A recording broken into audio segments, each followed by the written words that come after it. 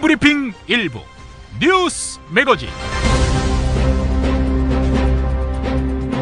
7월 12일 화요일에 인사드립니다. 김용민의 뉴스 매거진 시작하겠습니다. 나는 신분제를 공고화시켜야 한다고 생각한다. 99%의 민중은 개, 돼지로 본다. 그냥 먹고 살기만 해주면 된다. 구의역에서 컵라면도 못 먹고 죽은 아이를 내 자식 일처럼 생각한다고 말하는 것은 위선이다. 네, 부교육감급인 나향욱 교육부 정책기획관이 했던 말입니다. 나향욱 이 사람 어떻게 해야 하느냐? 김용민 트위터에서 물어봤습니다. 파면이 해임보다 압도적으로 많았습니다. 해임과 파면, 둘 다 직을 잃게 되는 것은 마찬가지인데요. 파면은 징계 강도로는 더 셉니다. 5년 동안 공무원으로 재임용될 수 없고요. 연금 못 받고요. 퇴직금 역시 불이익을 받게 됩니다. 나향욱은 적어도 이 정도 벌을 받아야 한다가 93%였습니다. 그리고 3년 동안 공무원으로 재임용될 수 없고 연금이나 퇴직금은 정상 퇴직자와 동일한 혜택을 받게 된다는 점에서 해임은 파면보다 약한 벌인데요. 해임이 온당하다. 이런 답은 4%에 불과했습니다. 파면이 93%, 해임이 4%. 네. 어젯밤 9시까지 3,147명이 참여했습니다. 반드시 알아야 할 뉴스로 이어가 보겠습니다.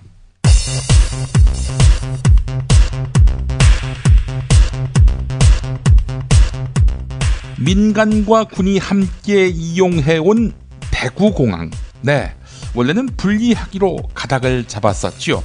그런데 박근혜 대통령이 어제 수석 비서관 회의에서 대구 인근 지역으로 통합해서 이전하라 이렇게 지시했습니다. 다시 이야기해서 대구 신공항을 만들라 이렇게 지시한 것입니다. 조선업 불황과 구조조정이 진행되고 있는 가운데 임금 체불에 항의했다가 입사가 거부됐던 적이 있던 조선 하청업체 노동자가 숨진 채 발견됐습니다. 대우조선해양협력업체 노동자입니다. 이 노동자는 혹시 블랙리스트에 이름이 올라갔고 그런 이유로 불이익을 당했던 것은 아닌지 의심됩니다. 5.18 광주 민주화운동을 왜곡 폄하하고 이재명 성남시장을 처형시켜야 한다. 이런 글을 SNS에 공유한 현직 경찰 간부 기억하시죠? 최근 인사에서 징계 없이 인근 경찰서로 수평 인사 이동한 것으로 알려졌습니다. 그 글의 주인공이 이재명 시장이 아니라 박근혜 대통령이었어도 수평 이동했을까요? 국민의당 리베이트 의혹 사건의 핵심 인물인 박선숙, 김수민 의원이 영장 실질 심사를 받기 위해 서울 서부지방법원에 출석했습니다. 기자들 앞에서 무슨 이야기를 했을까요? 들어보겠습니다. 검찰의 전격적인 영장 청구에 대해서 한 말씀 해주시죠. 법정에서 상세히 소개하겠습니다. 억지로 공모비 돌려받은 건 사전에 협의가 된 건가요? 사법적인 절차를 통해 진실을 밝히겠습니다. 감사합니다. 검찰은 참외로 유명한 경북 성주와 고리원전과 그다지 멀지 않은 경남 양산이 사드 배치 지역으로 급부상하고 있습니다. 한민구 국방부 장관, 사드를 어디다 둘지 이미 결정됐다고 밝혔습니다. 들어보겠습니다. 공동실무단은 여러 검토한 부지 중에서 가용 부지에 대한 의견 정리가 끝난 것입니다.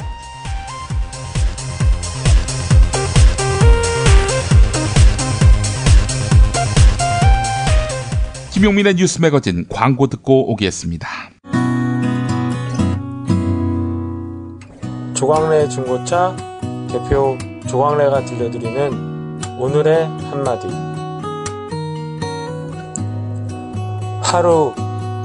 하루 당신을 볼 때마다 난 다시 태어나죠.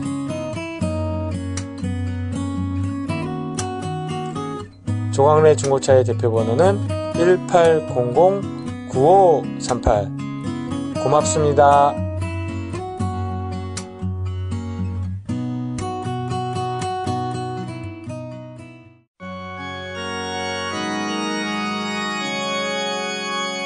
거품없는 만남, 아름다운 결혼 1600-1475 클럽센트가 맺어드립니다.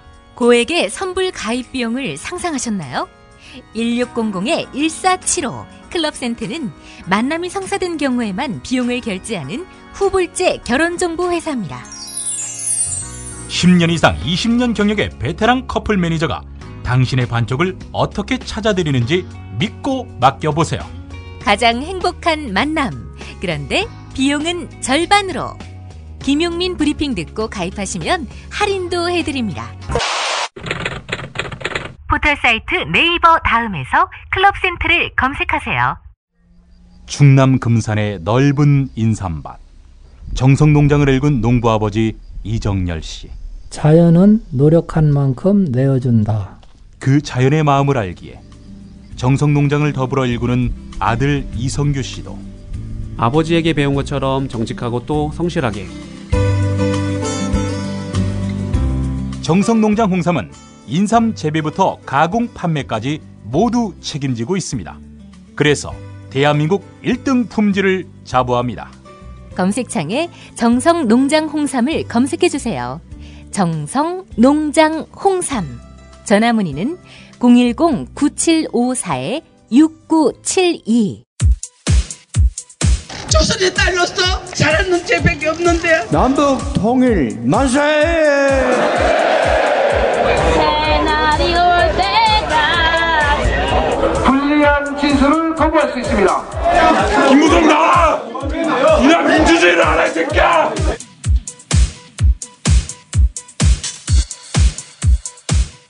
뉴스는 현장이다로 이어갑니다. 국회 국방위원인 정의당 김종대 의원, 사드 배치로 인해서 가장 큰 혜택을 입는 사람은 당연히 북한 김정은 국무위원장일 것이다, 이렇게 주장했습니다. 그렇다면 사드 배치는 이적 행위가 되겠군요. 김종대 의원이 밝힌 이유는 이렇습니다. 국제사회가 북한을 제재하던 흐름이었는데 사드 때문에 한미일 대 중러북이라는 신냉전적인 대결 구도로 일순간에 바뀐다면 이것이야말로 김정은 국무위원장에게는 신의 한 수가 아니겠는가라는 말입니다. TBS 라디오 열린 아침 김만음입니다에 나와서 했던 말 들어보겠습니다. 저는 그것이 가장 뼈아픈 실책이라고 봅니다. 지금 국제사회가 북한에 대한 제재와 압박을 한 목소리로 얘기하고 있고 유엔결의 2260호가 지금 집행 중에 있거든요. 네.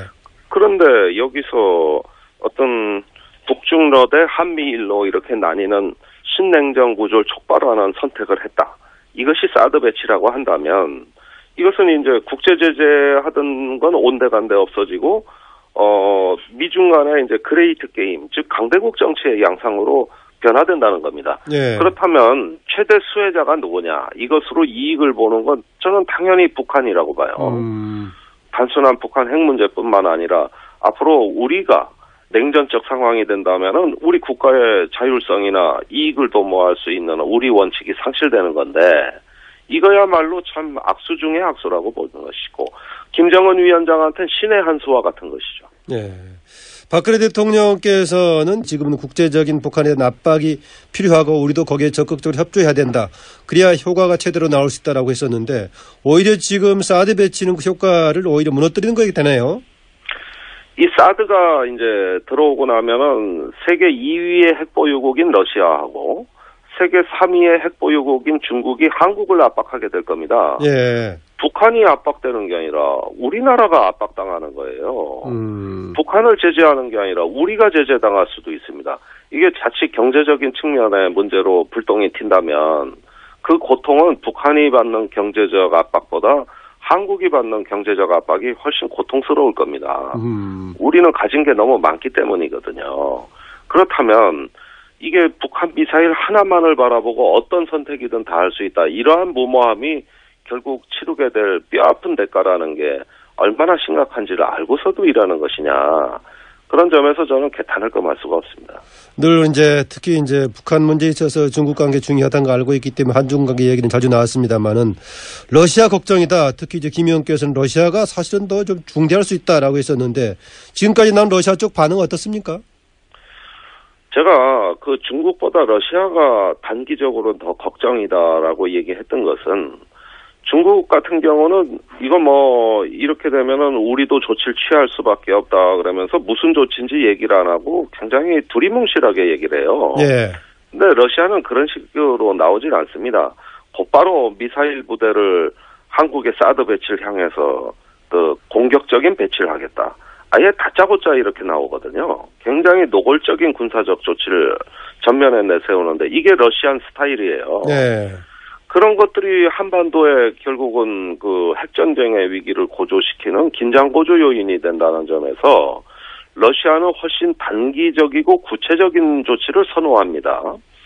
이런 게 저로서는 더 중국보다는 더 현실적이고 직접적인 어떤 그 위기로 다가올 가능성이 있다. 이걸 우려했던 건데 마침 러시아가 그렇게 나왔습니다. 네. 동북아로 미사일 부대를 이동시키겠다는 거거든요. 그러니까 이런 어떤 러시아의 군사적 압박, 거기에 중국이 갖고 있는 또 경제적 레버리지가 강하지 않습니까? 그 각종 어떤 사회 경제적인 한국에 대한 차별적 조치, 또는 앞으로 대륙붕에서 그 한중 간의 경계선 획정에도 어려움을 줄 것이고, 또 서해에서 중국 어선 문제, 불법 조업 문제를 해결하는 데서도 악영향을 미칠 것이고, 또는 이어도 영유권 문제가 불거질 가능성도 있고, 이런 다방면에서의 그 불이익들이 언제라고 할 것도 없이 서서히 나타난다는 점에서는 또 중국의 문제가 있는 것이죠.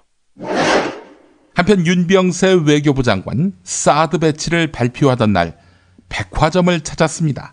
바지가 찢어져서 새 바지를 사러 갔다는 것인데 아무리 급하다 해도 하필이면 그 시간에 수선을 맡기러 가야 했을까 하는 의문은 여전합니다.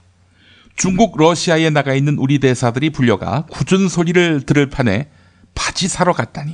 네, 이걸 그냥 넘어가줄 이석현 더불어민주당 의원이 아닙니다. 일문일답 들어보겠습니다. 제가 그 주초에 외교부 현관에서 어떤 중요한 회의 참석을 하기 위해서 내려가다가 넘어져가지고 가벼운 부상을 입었습니다. 부상을 입으면서 이 바지가 찢어졌기 때문에 그것을 이제 그 수선을 해야 되는 그런 걸 이제 짬을 찾고 있다가 이미 제가 지금 여러 가지 일정상 평일도 어렵고 주말도 어렵고 또 이번 주에는 이제 국회가 계속 있고 이어서 이제 제가 아셈 정상회의에 참석해야 되는 그런 상황상 그런 것을 이제 할 수 있는 그런 시점이 그 이제 그 금요일날 오전 그 시점이 이제 저로서는 이제 그 눈에 안 띄게 편하게 보통 이제 제가 국무원이 된 이후에는 하다못해 제가 그 링거 주사를 맞으러 갈 경우에도 조심스럽게 눈에 보이지 않는 그런 시점을 택해서 갑니다. 그래서 그날도 마침 제가 그 시간이 유일하게 가능했고 또 이제 눈에 띄기 어려운 그 오전 시간이기 때문에 그래서 이미 다 알고 있는 상황에서 또 제 후속조 시간을 다 알고 그래서 한 겁니다. 그래서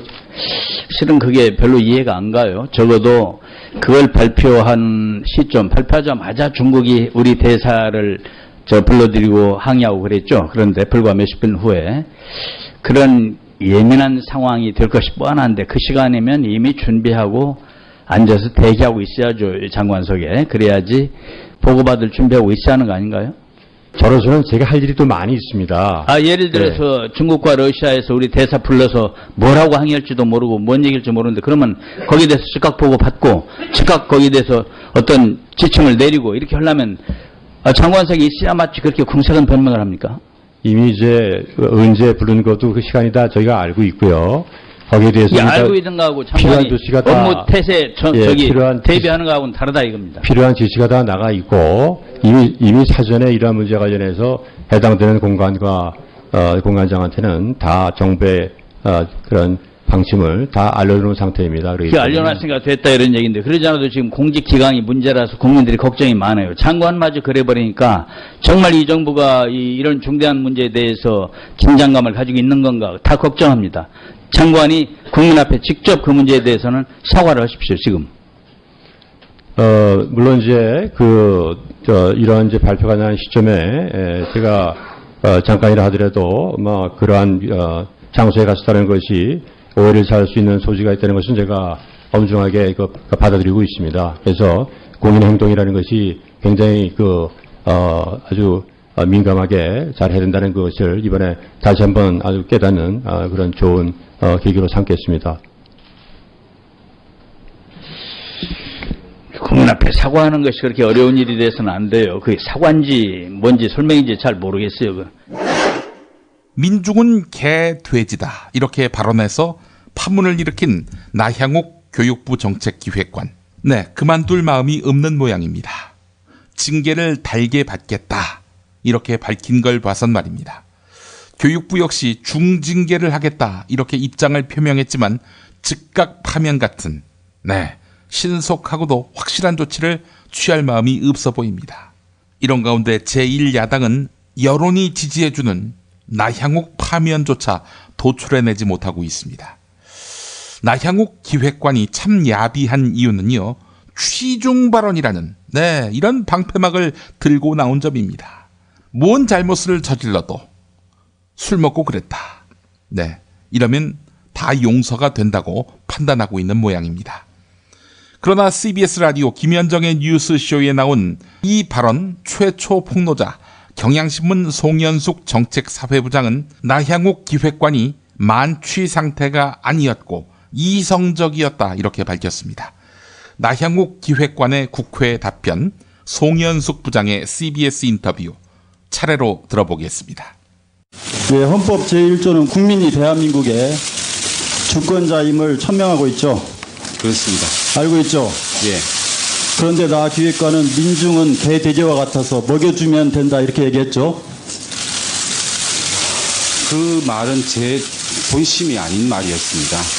영화에 나온. 그 무슨 말이에요, 본심이 아니면? 제가 그렇게 생각을 해서 그런 말을 한 것이 아니고 영화에 봤다고 생각했어요. 그러면 그 1%와 99%의 민중으로 신분제가 공고화됐으면 좋겠다 이런 말 했죠?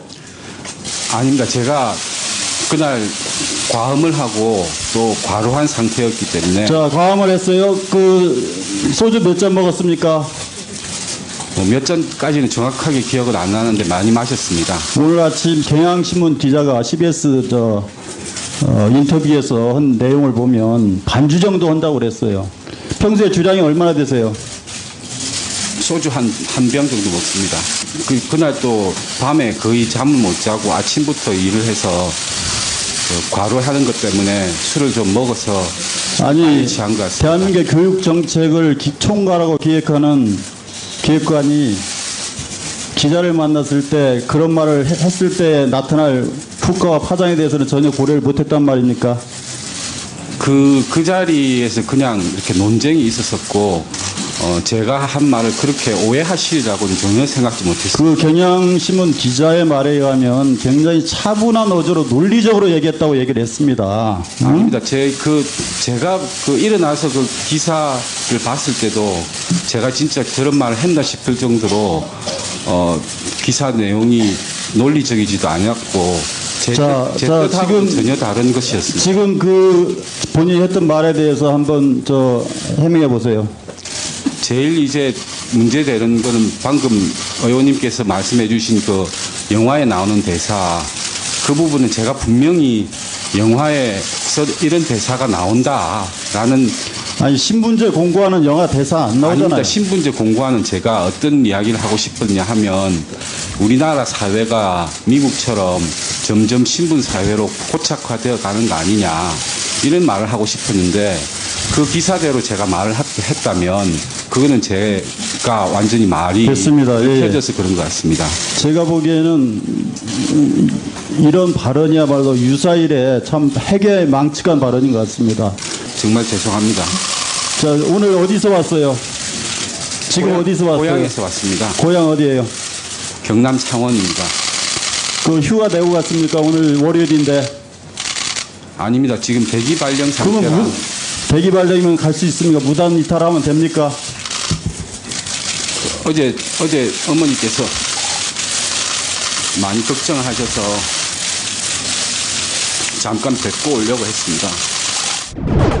그런데 나향욱 기획관은 이 문제가 불거진 후에 해명을 했습니다. 과음한 상태에서 한 실언이다라고 했는데 혹시 많이 취했던 상태였나요? 저는 아니라고 봅니다. 식사 시간에 그 반주 정도 한 그런 수준이었고요. 상당히 이분이 논리적으로 얘기를 하셨고요. 차분한 어조로 설명을 하셨습니다. 그리고 녹음기를 켠 이후에는 그 녹음을 의식해서인지 상당히 그 민감한 발언들은 피해 가시면서 수위 조절을 좀 하신 걸로 기억합니다. 그러니까 말이 헛나올 정도로 실언을 할 정도로 판단이 안 될 정도로 만취 상태가 아니었단 말씀이시군요. 전혀 아닙니다. 전혀 아니었습니까? 네. 그러면 혹시 이게 사적인 자리니까 어쨌든 공식 자리는 아니니까 좀 우스개 농담으로 했을 가능성은 없겠습니까? 뭐 유머스럽게 하려고. 이게 말이 되는 질문인지 모르겠습니다만. 저희가 그 말씀을 여러 번 이게 저희 농담하신 거 아니냐, 실언 아니시냐 하면서 제가 여러 번 해명 기회를 드렸고요. 저희 시간도 충분히 드렸습니다. 제가 녹음기를 켜면서 심각하다. 그렇게 좀 설명을 하라 이렇게 말씀을 드렸는데 개인적인 의견이라는 말씀만 계속 하시고 자신의 발언을 수정하거나 철회하지는 않으셨습니다. 바로 그 부분인데요. 그러니까 공개적으로 휴대폰 녹음기 틉니다. 그거 해명하십시오. 본인 생각입니까? 실언입니까? 라고 다시 물으신 거잖아요. 실언입니까를 여쭤보지는 않았는데요. 그게 거기에 대해서 다시 한번 얘기해 보시죠. 이해를 할 수가 없습니다. 말씀드렸습니다. 그러니까 그분이 녹음기 튼 것까지도 분명히 알고 있고요. 알고 있는 상태에서 녹음기를 끄라고까지 계속 말씀하셨습니다. 그럴 때 내 생각이 그렇다는 거다. 뭐 이런 식으로.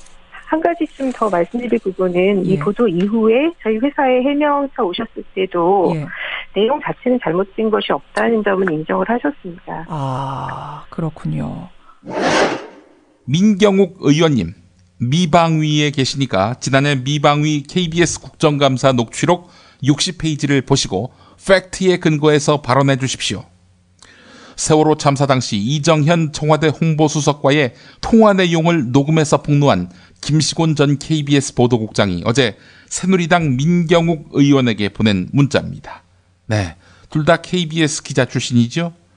김시곤 전 국장은 청와대의 보도 통제 거부 때문에 보도국장에서 물러난 것이다 이렇게 주장했는데요. 그런데 민경욱 의원은 세월호를 교통사고에 비유한 김시곤 전 국장이 유가족의 반발을 사서 사퇴한 것이고 보도 통제 주장은 물타기에 불과하다 이렇게 주장합니다. 군대에서부터 알았던 35년 지기 민경욱이 이렇게 말할 수가. 기가 차서 권력이란 게 이런 것인가 라는 생각이 들었다는 것이 김시곤 전 국장의 입장입니다. 김시곤 전 국장에게 인간에 대한 비애를 느끼게 만든 민경욱 의원의 발언을 들어보겠습니다. 이정현 전 수석과 KBS 김시곤 국장의 통화 녹취록이 공개된 이후에 일부에서는 보도 개입이라며 방송법 위반이라고 주장하고 있습니다. 홍보수석은 정부의 언론관계 업무를 총괄하는 직책에 있습니다. 당시 구조 현장은 1분 1초가 긴박한 상황이었는데 해경이 잘못한 것처럼 보도가 되니까 구조 업무에 충실해야 할 해경을 흔들지 말고 질책할 것이 있으면 나중에 하자는 취지의 통화였다고 생각됩니다. 또 구조 작업을 해야 하는 해경이 언론 대응 때문에 더 바쁘니까 상황이 종료된 뒤에 해경을 질책할 것이 있으면 질책해도 되지 않느냐, 이런 충동에서 우러난 통화라고 저는 오늘 녹취를 보면서 느꼈습니다. 지금 공영방송에 대한 개입이라고 일부에서 주장하고 있는데 이정현 전 수석은 불과 20, 30초 사이에 한 번만 봐달라는 얘기를 8번이나 계속하고 있습니다. 제가 청와대 대변인실에 있을 때 이제 언론의 힘이 커져서 보도 애원이나 보도 구걸이 있을 뿐 보도 통제는 없다라고 자조적인 말을 하곤 했었는데 그걸 증명해 주는 부분이 아니었나 하고 생각했습니다. 이정현 전 수석의 일방적인 호통이 있었고 그 요청이 받아들여졌다면 혹시 보도 통제라는 말이 어울릴 수 있을지 모르겠는데 현실은 그렇지 않았습니다. KBS 전 보도국장은 당당하게 저항을 하고 훈계를 하고 있습니다. 물론 긴박한 상황에 놓이다 보니까 거친 표현들로 통화가 있었다는 점은 분명히 오해의 소지가 있습니다. 그러나 홍보수석으로서는 본연의 업무를 수행했다는 점에 의심할 여지가 없다고 저는 생각합니다. 언론은 더 이상 통제 대상도 아니고 통제가 용납되는 현실도 아니라고 생각합니다. 서로가 받아들일 수 있는 것은 받아들이고 받아들일 수 없는 것은 내치고 하는 것이 정보기관과 언론기관 간의 혹은 취재원과 언론기관 간의 건강한 긴장관계라고 생각하는데 위원장님 어떻게 생각하십니까? 예, 뭐 마지막 말씀하신 부분에는 같은 생각이고 그다음에 녹취록의 내용에 대한 판단은 아까도 계속 말씀을 드렸듯이 뭐 여러 가지 보는 관점에 따라 다를 수가 있기 때문에 그 부분에 대해서는 검찰에서 수사를 해서 법적인 판단을 하리라고 생각을 하고 있습니다. 혹시 김시원 전 국장이 녹취를 한 경위에 대해서는 알고 계시는지요? 제가 생각할 때는 이 통화된 내용이 그 일상의 통화라고 보기는 힘들다. 이게 저의 생각입니다. 그 작금의 사태는 좀 말씀이 나왔습니다만 김시원 전 보도국장의 보직 해임 무효 소송에서 불거진 겁니다. 김시원 전 국장이 왜 보직 해임됐습니까? 세월호 사고는 교통사고고 한 해 교통사고 사망자 전체에 비하면 세월호 희생자 수는 그리 많은 게 아니다라고 회식 자리에서 얘기를 한 사실이 밖으로 알려지면서 세월호 희생자 유가족분들이 사과를 요구했는데 그게 받아들여지지 않으면서 큰 사회적 반발을 샀고 그 와중에 해임된 겁니다. 그런데 갑자기 김 국장이 마치 보도 통제에 맞서다가 해임된 것처럼 물타기를 하고 있다는 것이 이번 사안의 본질이라고 보는 시각이 많습니다. 똥은 싸고 다니냐? 미치도록 싸고 싶다. 빅동의 추억. 미궁 장사랑. 구렁이 똥 이뻤다. 장이 살아야 내 몸이 산다. 미궁 장사랑은 식이섬유, 알로에, 발효효소 등을 주원료로 한 자연주의 천연식품으로 혈중 콜레스테롤 개선과 배변 활동에 도움을 주는 식약청 허가 건강기능식품입니다. 남녀노소, 좌파, 우파, 흑인, 백인 모두에게 미궁 장사랑이 빅동의 추억을 찾아드립니다. 지금 검색창에 미궁 장사랑을 검색하세요. 야, 이 부장! 네가 부장이면 땅이야? 저 인간 저건 쟤 오늘도 술술 풀리고 안 먹고 회수 갔냐? 내일도 신체 상태로 출근하겠구만. 아유. 고려 생활건강 술술 풀리고 음주전 한포가 당신을 지켜드립니다. 특허받은 천연 유래 성분 숙취 해소제 술술 풀리고를 은하계 최저가로 딴지마켓에서 만나보세요. 야, 이 부장! 네가 부장이면 땅이야? 저 인간 저건 쟤 오늘도 술술 풀리고 안 먹고 회수 갔냐? 내일도 신체 상태로 출근하겠구만. 아유. 고려 생활건강 술술 풀리고 음주전 한포가 당신을 지켜드립니다. 특허받은 천연 유래 성분 숙취 해소제 술술 풀리고를 은하계 최저가로 딴지마켓에서 만나보세요. 아이고, 아우 덥다 더워. 이제 우리 몸 생각해서 이 보양식이라도 먹어야 되는 거 아니야? 이 장어가 남자한테 좋다는데. 장어도 몸에 좋은 장어 있고 몸에 해로운 장어가 있어. 난 너가 장어를 반길 줄 알았지. 안 반가워. 자, 일단 이거 한 잔 해. 그래. 자, 우와! 이거 저 새싹 땅콩차 아니야? 어떠냐? 와, 이거 저 시원하게 먹으니까 더 좋다. 이거 저 뜨거운 물에 우려서 식힌 거 아니야? 아니야, 그냥 시원한 물에도 잘 우러나와. 큰 물병에 새싹 땅콩차 한 수저 넣고 냉장고에 두고 물 대신 마시면 돼. 오, 굿이야, 굿. 나도 저 여름엔 이렇게 마셔야겠다. 역시 새싹 땅콩차는 전창걸의 새싹 땅콩차야. 맛의 깊이가 달라. 새싹 땅콩차의 효능은 꼭 와이프한테 써라. 야, 전가야, 이거 마시는 거 우리 마누라한테는 비밀이다. 070-8635-1288 전창걸닷컴.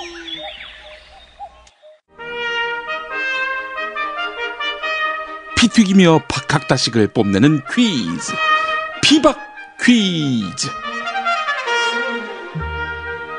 네, 오늘도 무화환 나오셨습니다. 뭐 안녕하십니까. 오늘 노래 한 곡 부르면서 시작하겠습니다. 감옥에 가면 사식을 넣을게요. 닥치라고! 지금 내가 50억 먹었다고 믿는 모양인데 낭설 퍼뜨리면 당신도 고소당하는 수가 있어. 야, 그럼 지금 50억 안 먹었다는 얘기냐 이 새끼야? 그럼 55억 먹었겠구나 이 새끼야. 부가세까지 포함해서 말이야.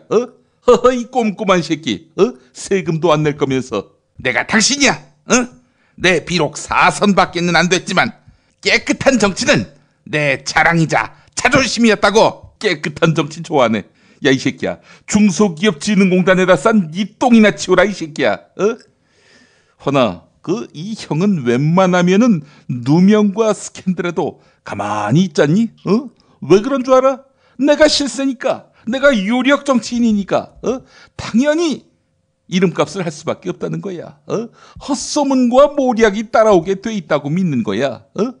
이런 소문이 불거지면 그걸 즐길 줄 알아, 이 새끼야.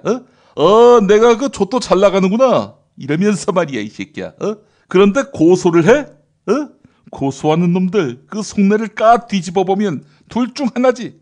하나는 소송에서 이겨서 배상금 받아 챙기려는 거. 근데 이 짓거리는 이거 말고서는 돈 나올 구멍이 없는 새끼들이나 하는 짓이지.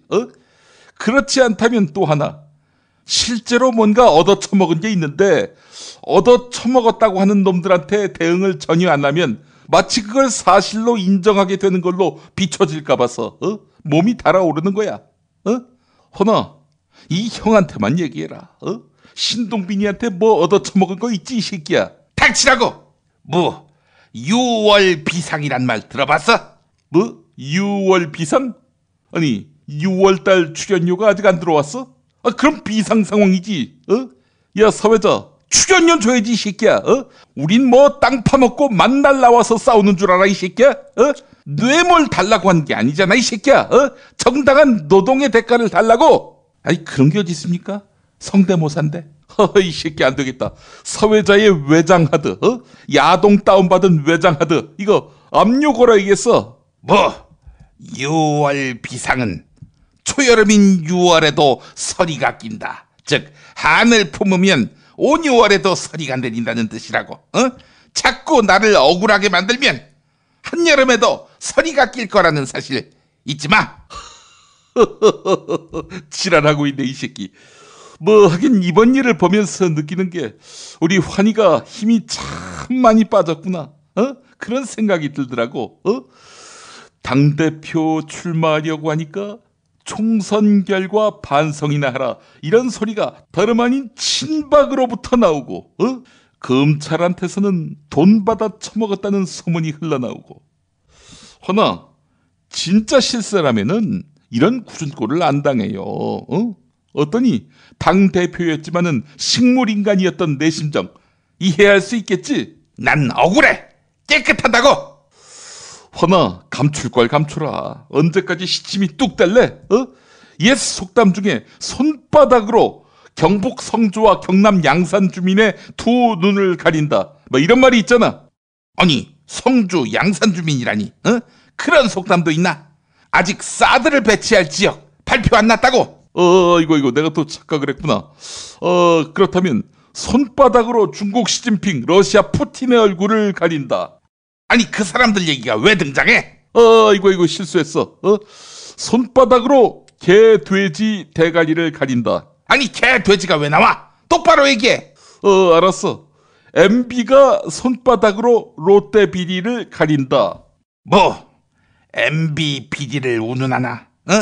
이명박 정권 때 친박에서 친이로 갈아탄, 그래서 집권당 원내대표까지 지냈던 뭐 당신이 MB 비리를 운운해? 허나 MB 정권 때 지식경제부 장관을 하면서 31조를 탕진한 자원외교 비리 5인방 중에 네가 있더라. 그래서 무척 반가웠어. 아는 사람 이름이 나오면 반갑기 마련이지. 이름만 원내대표를 해서 뭐하냐. 진정한 위너는 실속 챙기는 너 같은 새끼들인데. 근데 말이다, 31조를 갖고 놀던 네가 50억이라니. 허나 이게 웬 말이냐? 너 죽을 날 다가온 거냐? 안빈 낙도의 길을 택했단 말이냐? 닥치지 못해. 자원외교라. 나는 그때 이용만 당했던 깃털이었다고. 뭐 그래, 장래가 창창한 남의 계파 정치인 끌어다가 이용만 해먹고 마는 MB, 그리고 실속을 본인이 홀로 몽땅 챙긴 MB. MB에 비하면 청와대 네 누나는 정말 하수 중에 하수지. MB가 오죽하면 이런 말을 했겠어. 나도 못했지만 박근혜는 더 못한다. 뭐 이제 할 말을 다 했나? 경남 양산에다가 사드 세우자. 산도 있고 기지터도 있고 중국으로부터 제일 멀고 갖출 건 다 갖췄다고. 또 무엇보다도 김해 신공항 선물로 받은 부산 경남 아니야. 이젠 대승적으로 양보하라고. 이 새끼 엎어지면 코 닿을 거리에 고리 원전이 있어 이 새끼야. 그런데 양산에다가 사드를 놓자고? 야, 북한 보고 미사일 아껴 써라. 한 방 쏘면 두 군데를 괴멸적으로 타격할 수 있도록 사드와 원전을 한 군데에 몰아서 세워줄게. 이러는 꼴 아니야 이 새끼야. 누구를 위한 일타쌍피야 이 새끼야. 그걸 막기 위해서 사드가 있는 거 아니야. 북한 미사일 요격할 목적으로. 야, 근데 이게 최대 몇십 발만 막는다면서? 만약 북한이 수백 발을 쏘면 그거 대책 없잖아 이 새끼야. 그럴 경우라면 그 사드를 곱하기 수십여 개 더 넣으면 되겠네. 허나 사드를 원전 보호하려고 놓는 거니? 괌이나 미국 본토를 보호하기 위한 용도 아니야? 그러면은 그 한국이 미국의 52번째 주가 되면 되겠네. 다음 대통령은 한국 대통령이 아니라 미국 주지사가 되는 거고. 뭐 이미 그 군사 주권은 넘겨줬겠다. 못할 게 뭐 있어? 이 새끼. 야, 닥쳐 이 새끼야. 이 새끼 재치문답하냐? 이 새끼들. 이거 또 싸워 이 새끼들.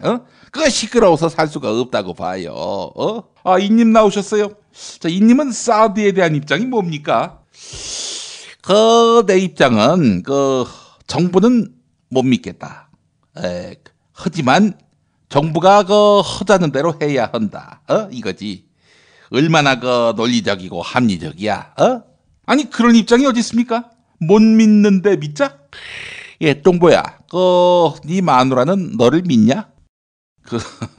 별로 안 믿는 편이죠. 근데 같이 살잖아. 그거지 이 새끼야. 어떻게 하니? 그 정권은 저 친구들 건데 쿠데타 할 수도 없고 국가 안보에 있어서는 한 목소리가 돼야 한다고 봐요. 만약 중국과 러시아가 군사적 위협, 경제적 위협을 해도요? 하는 수 없지 이 새끼야. 자, 그런데요. 당내에서는 사드에 대해서 비판하고 반대하면 안 됩니까? 그런 새끼는 바로 친노 친문 세력이라 하겠지. 이런 새끼들은 히말라야 가서 돌아오지 말아야 한다고 봐요. 당연히 다음 공천은 받기 어렵다고 봐야 하겠지. 아니 사드를 왜 맥없이 지지하세요? 야, 지금까지 이 당이 얼마나 많이 욕을 처먹었니? 이제는 욕을 먹지 않는 정치를 해야 한다고 봐. 내가 이 당을 욕을 안 먹는 정당으로 만들어주고 있잖니. 그렇다면은 지지자들이 욕할 텐데요. 야당이 맛을 잃고 빚도 잃었다고 해서. 희발. 야, 이러니까 이 나라의 신분제가 보다 공고해져야 한다고 봐. 이 수준도 안 되는 새끼들이 민주주의 운운하면서 기어오르고. 아이 씨발. 야, 개 돼지들 지랄하는 것까지 다 들어주고 봐줘야 하는 거야? 아니 지금 개 돼지라고 하셨습니까? 신분제 운운하셨어요? 내가 지금 잠깐 술에 취했다고 봐. 아니 방금까지 멀쩡하셨는데 무슨 말씀이세요? 나는 기억이 없어. 내가 무슨 말을 했는지. 그리고 내가 여기 왜 와있지? 그리고 내 앞에 왜 저 슈퍼 똥땡이가 앉아있지? 야, 네 몸은 어떤 베이킹 파우더로 부풀렸냐? 아니 그런 얘기 어디 있어요? 이님 왔다 갔다 자꾸 그러실 것 같으면은 이젠 쉬세요. 국회의원 5번이나 해놓고는 이제야 처음 법안 발의를 하셨는데 부끄럽지 않으십니까? 아이 씨발. 이 똥보 새끼. 너 이 새끼 대중 목욕탕 가서 탕에 들어갔을 적에 탕에 있는 아이들이 욕조 밖으로 쓸려 나왔지 이 새끼야.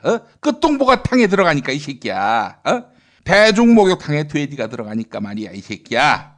아무리 대중들이 개 돼지라도 그렇지. 아니 진짜 돼지가 탕에 들어가면 안 되지 이 새끼야. 그만하세요. 귀지하고 무슨 상관이 있습니까? 너 이 새끼 목욕탕 들어갔을 적에 말이야. 아무리 배가 가려서 안 보인다고 해도 그렇지. 고추는 챙겨야지 이 새끼야. 가끔씩 네 고추 만져보라고. 있는지 없는지. 지난번에 습식 사우나에서 고추를 놓고 나왔잖아 이 새끼야. 답답한 곳에서 주인이 없는데 고추가 얼마나 두렵고 고독했겠니 이 새끼야. 이 새끼. 야, 아니 세상에 씨발 그 외장형 고추를 달고 다니는 새끼는 내가 처음 봤어요. 야 동보, 네 고추는 몇 기가냐? 그만하세요 이젠 좀. 아이 진짜. 이 새끼 할 말이 없으니까. 자, 그 문제를 드리도록 할게요. 그 영국에 26년 만에 그 여성 총리가 탄생하게 됐다고 봐요. 데이비드 캐머런 총리가 자신은 물러나고 테레사 메이 내무장관이 새 총리에 오를 거라고 봤는데, 자, 그 26년 전에 그만둔 그 여성 총리는 누구였을까? 철의 여인으로 통하는 여성 총리, 그 사람 이름은 무엇일까? 이것이 오늘의 문제라고 봐요. 예, 정답! 네, 환빨랐습니다. 아시겠습니까? 이 여성 정치인을 잘 모시고 있는 내가 맞힐 수 있는 문제지.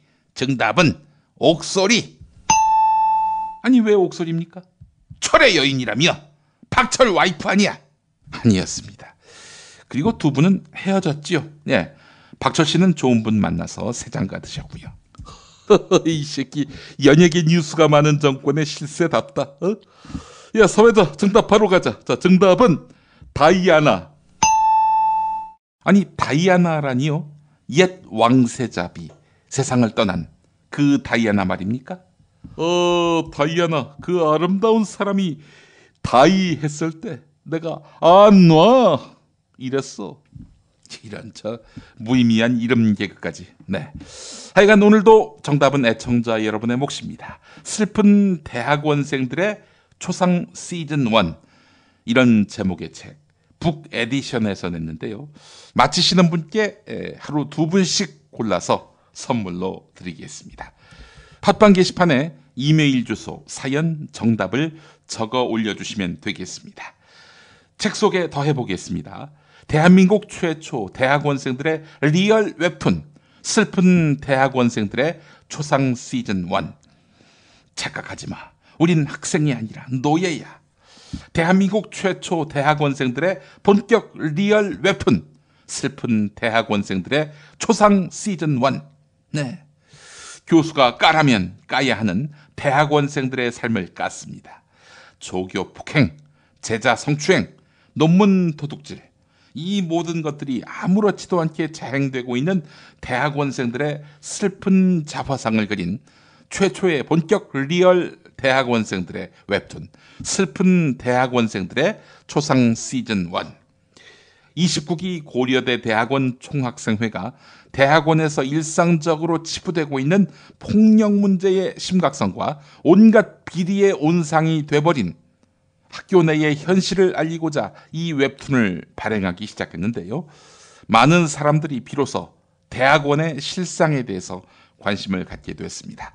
사상 최초의 만화책 경품, 청와대 현대원 미래전략수석에게도 보내고 싶은 선물, 슬픈 대학원생들의 조상. 네, 여러분의 많은 관심 바라겠습니다. 북 에디션이 협찬해 주셨습니다. 지난 시간 정답자 두 분 만나보겠습니다. 백카리아님, 정답 의정부 고등학교 맞히셨습니다. 새로운 삶을 위해서 노력하고 있는 40살 소시민입니다. 오늘 박유천 씨 팬클럽에서 의정부 고등학교의 박유천 패러디를 고소해야 한다, 이런 글이 올라왔다는 뉴스를 접하면서 씁쓸한 마음을 금할 길이 없습니다. 패러디나 유머에 대한 사회적 편견에 개그맨 이상훈 씨가 검찰 조사를 받는 사건까지 참 여러 가지로 마음이 안 좋게 됩니다. 미국의 이해가 적절한지는 모르겠습니다만은 대통령을 웃기는 것, 이건 뭐 일상사지요. 우리 언론은 어떻습니까? 표현의 자유 어디로 가고 있습니까? 서로를 이해하려 노력하고 비판을 비난으로 받아들이지 않는 그런 넉넉한 사회가 됐으면 좋겠습니다. 네, 이런 글 남겨주셨습니다. 감사합니다. 자, 카르페디엠 333님, 정답 의정부 고등학교 맞히셨습니다. 브리핑 잘 듣고 있습니다. 피박 퀴즈에서 항상 김용민님의 비만 문제를 걸고 넘어지는 인님의 말들이 남들은 잘 모르겠지만 김용민님만이 느끼는 푸짐한 허벅지와 배로 인한 불편한 진실들을 아주 잘 묘사해 주시는 것 같아서 매번 재밌게 듣고 있습니다 라고 해주셨습니다. 샤워할 때 발가락 보일 만큼만 다이어트 하시면 이랬는데 발가락은 보여요. 예. 그리고 고추도 보입니다. 예. 아닌 것처럼 알고 계시는데 개그는 개그일 뿐 다큐로 받아들이지 말자. 네, 이런 말씀을 드리고 싶습니다. 네, 비바 퀴즈 마치겠습니다.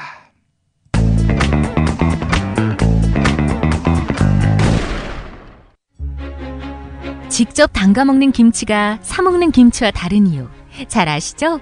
내 눈으로 내 손으로 골라야죠. 우리 걸로요. 한 포기 한 포기 직접 손으로 소금을 뿌려 절이는 가장 깨끗한 손으로 정성과 진심을 담아 이 김치 쥐앗으로 못 써요. 나쁜 병균 틈타지 말아야 하니까. 건강을 위해 소금은 적당히 그러나 맛깔나게. 내 가족이 먹을 김치니까. 가족이 먹는 김치를 하나 더 만든다는 심정으로 만든 김치, 이담채 김치. 입맛 까다로운 김어준 딴지일보 총수의 한마디. 제가 이 김치의 맛을 보증합니다. 정말 맛있어요, 이 김치는. 포털 사이트 검색창에 이담채를 입력하세요. 전화주문은 1544-4586 1544-4586. 서울, 경기, 인천 지역의 신축 빌라 정보 빌라타임즈 하나면 됩니다. 현장 나와주세요. 네, 여기는 새로 오픈한 현장입니다. 여기만이 아니라 분양 마감 현장이라면 빌라타임즈의 레이더를 피할 수 없습니다. 빌라타임즈 정보는 알찹니까? 당연합니다. 현장에서 직접 촬영한 퀄리티 높은 사진 여러 장이다. 지도 서비스, 무료 투어 서비스, 무료 상담 서비스까지. 빌라타임즈 짱이죠? 그러다 허위 매물 걸리면요? 포상금 100만 원 약속합니다. 수도권 빌라에 관한 정직한 정보를 모았습니다. 빌라타임즈. 인터넷에서 만나세요. 박근혜 왜 저러지? 문재인, 김무성, 안철수는 또 왜 저러지? 뉴스로는 알 수 없는 진짜 정치 현장 이야기. 한겨레 정치팀 기자들이 취재 수첩을 낱낱이 공개합니다. 본격 정치관찰 팟캐스트. 언니가 보고 있다. 팟빵에서 언니를 검색하세요. 정치 한 건에서 시간입니다. 오늘도 한겨레 정치팀 정치바의 김태규 기자 만나보겠습니다. 김태규 기자님. 네, 안녕하세요. 네, 오늘자 한겨레 펼쳐보니까 김종인 더불어민주당 비상대책위원회 대표 인터뷰가 실렸네요. 예, 그렇습니다. 가장 지금 핫한 이슈인 이제 사드 문제에 대해서 일단 질문을 했고 예상했던 이제 질문들이 나오긴 했는데요. 일단 좀 제가 짚어보도록 하겠습니다. 지금 현재 사드 문제와 관련해서 이렇게 얘기를 했습니다. 내부 이견을 당론으로 수렴하는 과정이 필요하지만 개인적으로는 안보를 담당하는 사람들 의견을 일단 존중하는 게 좋다고 본다. 이렇게 얘기를 했습니다. 그러면서 또 이런 얘기도 했어요. 정부가 외교 안보와 관련해서 확고한 방향 없이 서투르게 일을 진행하다가 정치권과 국민의 반대에 부딪힌 거다. 외교 안보 통상에서 현 정부는 아마추어 수준이라고 비판을 했는데요. 아마추어 말을 믿는다는 겁니까, 그럼? 그러니까요. 예, 외교부 안보 통상에서 아마추어 수준이라고 비판하면서 일단 이 사람들 의견을 존중하자고 얘기를 하니까 이건 일단 앞뒤가 안 맞는 말인 거죠. 그렇죠. 예. 그래서 이런 얘기도 했어요. 한미가 협의해 놓은 것 자체를 찬성 반대하는 차원은 넘어가 버렸다고 본다. 수권을 준비하는 정당으로서 아무런 고려 없이 이거냐 저거냐 얘기해서는 안 된다. 이렇게 얘기를 했습니다. 이미 결론이 났기 때문에 돌이킬 수 없다는 이제 얘기인 것이고. 지금 저희가 이제 인터뷰를 오랫동안 이제 요청을 해서 이제 인터뷰가 이제 이루어진 건데 인터뷰어로서도 상당히 좀 곤혹스러웠다는 후기가 있었고요. 그러니까 경제민주화 얘기를 할 때는 그 연세에 맞지 않게 상당히 그래도 진보적이고 합리적인 얘기를 하는 분인데 이 안보에 있어서는 새누리당 사람들과 큰 차이가 없는 매우 강한 보수성을 드러냈거든요. 미국이 없었으면 오늘날에 대한민국도 없었을 거다 이렇게 얘기하면서 진보적인 한겨레 시각과는 맞지 않을 거다 이런 얘기도 이제 인터뷰 중간에 하기도 했습니다. 그 계속 이제 물어봤어요. 이 사드에 대해서 어쨌든 사드의 효용성이라든지 그리고 국익 차원에서도 이게 백해무익하다는 것을 많은 사람들이 얘기를 하고 있고 야권 지지자들도 지금 국민의당이나 정의당이랑 비교를 해보면 더불어민주당은 거의 메시지가 없는 거나 마찬가지 아니겠습니까? 그렇죠. 그 부분에 대해서 야권 지지자들이 더민주가 좀 명쾌하지 못하다고 본다 이렇게 얘기를 하니까 김종인 대표는 명쾌한 메시지, 지지자들을 잠시 기분 좋게 만들 수야 있겠지만 국익을 위해 좋은 게 아니다. 무책임한 사람이나 명쾌하게 얘기할 수 있는 거다. 이렇게 얘기를 했고 그 미국과 중국 사이에서 균형 외교가 필요하지 않냐고 물어보니까 우리 외교 수준에서 지금 균형 외교를 이끌 능력 있는 사람 누구 봤나? 이렇게 반문을 했습니다. 그럴 만한 능력이 없으면 하면 안 되는 겁니까? 능력이 없으니까 그냥 미국에 그냥 붙어 살아야 하는 건가요? 예, 이런 아주 매우 보수적인, 수구적인 그 안보관을 드러냈고요. 그 외에 또 이 킹메이커가 되려는 의지를 드러냈으니까 그 부분에 대해서 질문을 했는데, 그 지금 대선 주자 가운데 경제 민주화 의지가 확고한 사람이 누군가 물어봤습니다. 네. 그런 사람이 이제 대통령이 돼야 한다고 얘기를 했으니까요. 이 물음에 김종인 대표는 굉장히 찾기 힘들다. 하지만 그것 없이는 누구든 대통령이 되기 어렵다. 이렇게 답을 했고, 문재인 전 대표의 본선 경쟁력이 어떻게 된다고 보냐고 물어보니까 문재인 대표는 지난 대선에서 1460만 표를 얻었다는 환상에서 벗어나야 한다. 이회창 전 총재가 97년 대선에서 38만 표 차로 졌다는 생각에 사로잡혀 마치 대통령이 된 것인 양 행동하다가 2002년 대선에서 다시 실패했다. 이렇게 답을 했고, 그리고 이제 8월 27일 전당대회 이후에는 이제 대표라는 계급장을 떼게 되는데 그 이후에 무엇을 할 거냐고 물어보니까 경제를 공부한 사람으로서 경제 능력이 향상되고 사회적으로도 조화를 이루어야 나중에 통일도 할 수 있다고 본다. 나름대로 내 영역에서 계몽적 역할을 할 거다 이렇게 답을 했습니다. 역시 진짜. 그러니까 자기가 계몽하는 위치라는 거 아니에요? 계몽 당하는 위치가 아니라. 계몽 군주 짜르 거의 그런 수준의 여전히 이분의 자부심은 정말 대한민국 최고입니다. 야. 통상 이제 자기하고 결이 많이 다른 언론 아닙니까? 한겨레가. 실은 이분은 조선일보하고 가깝지 한겨레하고는 친하지 않잖아요. 솔직히 말해서.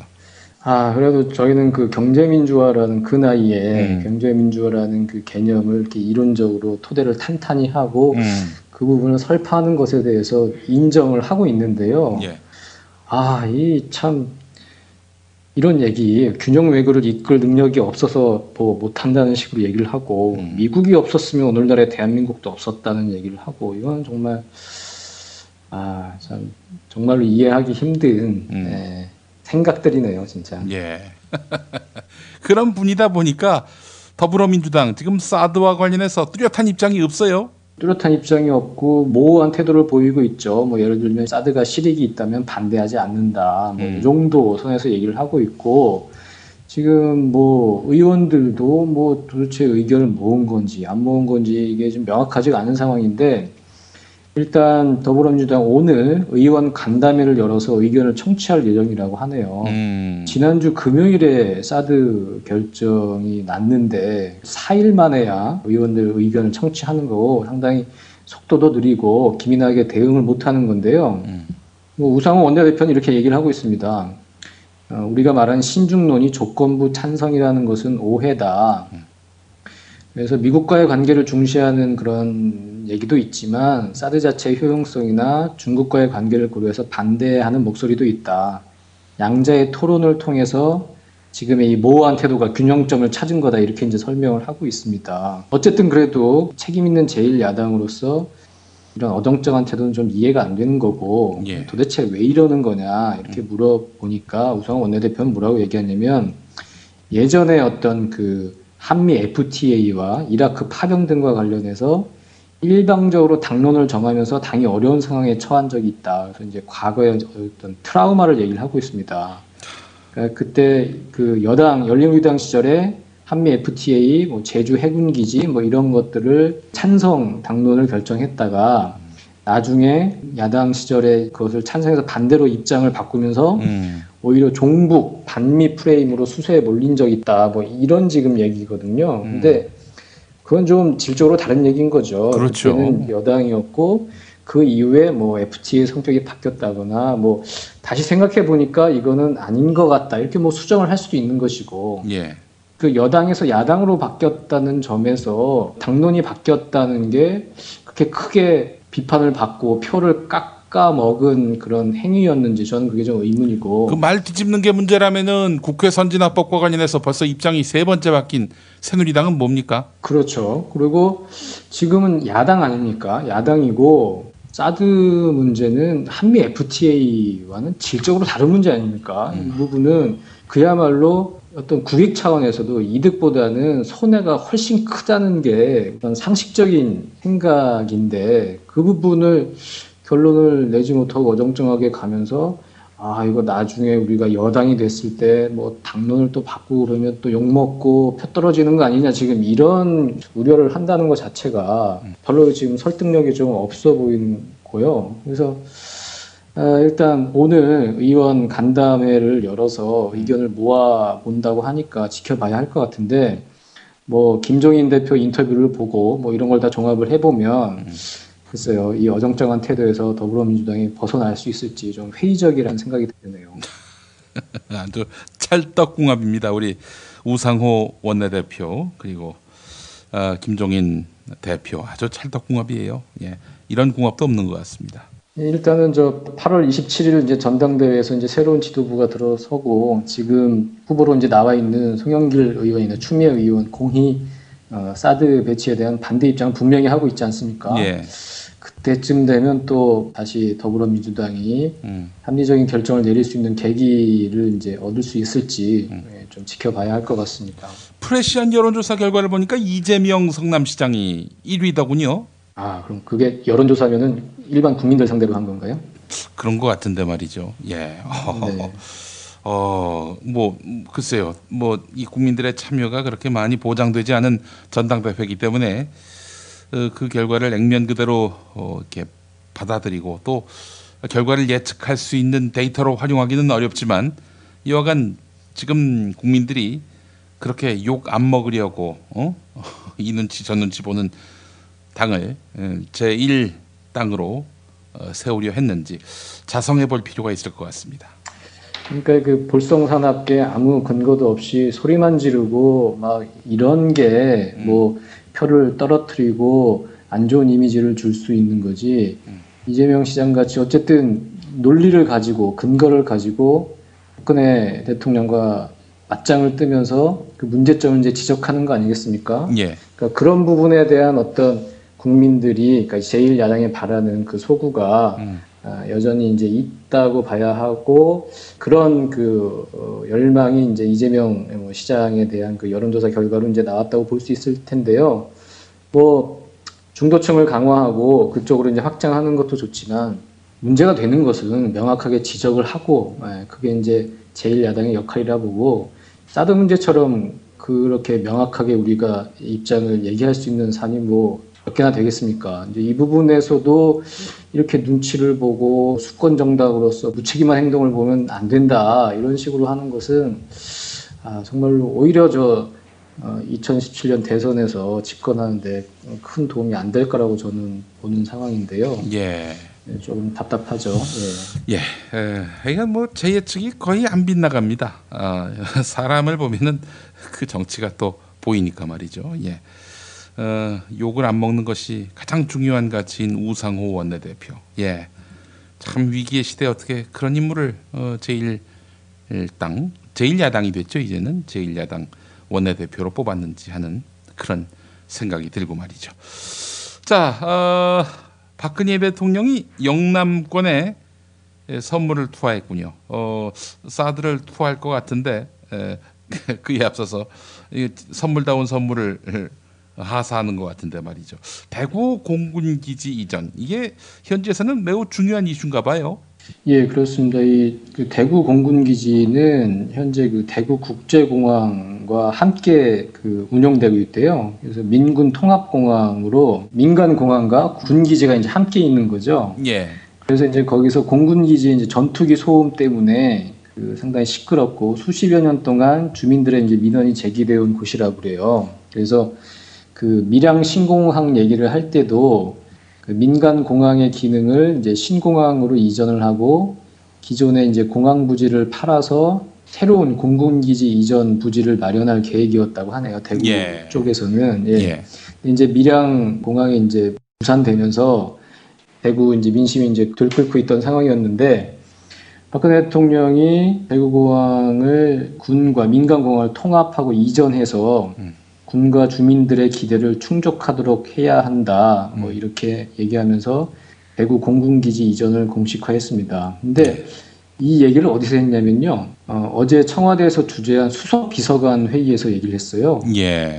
대구공항의 통합 이전 방식은 군사 전략에 따른 작전 운용성 유지와 전투력 향상, 국토의 효율적 이용과 대구광역시 전체 경제발전 효과가 기대된다. 이렇게 얘기를 했는데 글쎄요. 이게 국정을 논하는 그 청와대 수석 비서관 회의에서 할 만한 어젠다인지 전 상당히 이게 의문이고 이게 뭐 대구시장도 아니고 경북도지사도 아니고 이 부분을 수석비서관 회의에서 얘기를 한다는 것 자체가 매우 노골적인 거죠. 그 대구에 내려가서 현지 시찰하다가 그런 말하면은 뭐 자연스러운데, 그런 것도 아니고. 그러니까 어쨌든 자기가 비중이 있는 자리에서 이런 얘기를 함으로써 지역이 이제 수건 사업인 거죠. 대구 지역에. 어쨌든 나는 대구를 잊지 않고 여러분들의 어려움을 다 계속 돌봐주려고 한다. 이런 식으로 지금 그 신공항 문제라든지 또는 사드 배치 문제로 TK 지역에서의 박근혜 대통령 지지율이 뚝뚝 떨어지고 있는 상황 아닙니까? 그런 부분을 좀 만회해 보려는 민심을 다독이기 위한 그 대책이라고 볼 수 있는데 어쨌든 이런 얘기를 수석비서관 회의에서 했다는 것 자체가 매우 부적절해 보이고 조금 노골적으로 속이 좀 뻔히 보이는 행태인 것 같습니다. 자, 그렇다면은 사드는 어디로 갑니까? 이거는 뭐 대구 군공항 이전 이 정도로 달래질 사안 같지는 않고 말이죠. 만약에 대구 경북에다가 그 사드 입지를 정한다면 말입니다. 사드는 지금 경북이 좀 확실한 것 같습니다. 그러면은 뭐 그 정도 갖고는 안 될 것 같은데요. 어쨌든 뭐 우리 대통령은 뭐 중국도 잘 설득하고 그러면 이해시킬 수 있다고 믿는 것 같으니까요. 대구 경북 사람들이야 잘 설득하고 그러면 다 되지 않을까 뭐 이런 순진한 생각을 하고 있는 게 아닌가 싶습니다. 하여간 뭐 중국 설득할 능력이 있으면은 대구 경북 지역 주민도 설득할 수 있겠네요. 그렇죠. 뭐 한국말이 통할 테니까요. 또 우리가 남이가 아닙니까? 그런데 그럴 가능성이 거의 없다는 점, 이 점이 참 우리를 안타깝게 하고요. 알겠습니다. 자, 김태규 기자님 오늘도 수고하셨습니다. 감사합니다. 공화국 참치논평 구이동 대양 참치를 맛보지 못한 국민 여러분은 진정한 참치 맛을 보기 위한 강도 높은 중대 조치를 취하실 계획을 표명하시고 곧장 구이동으로 달려오시기 바란다. 참치에 대한 체질적인 거부감과 적개심을 노골적으로 드러내는 분도 구이동 대양 참치에 오시면 추호도 용납할 수 없는 포악무도한 폭식 행위를 자행할 것이다. 구이동 대양 참치. 월요일 참치데이 이벤트, 화요일 참치머리 서비스로 함께합니다. 주차장 걱정 마시고요. 대중교통은 서울 지하철 2호선 구의역 2번 출구에서 5분 거리입니다. 대양 참치 구의점 02-455-8087.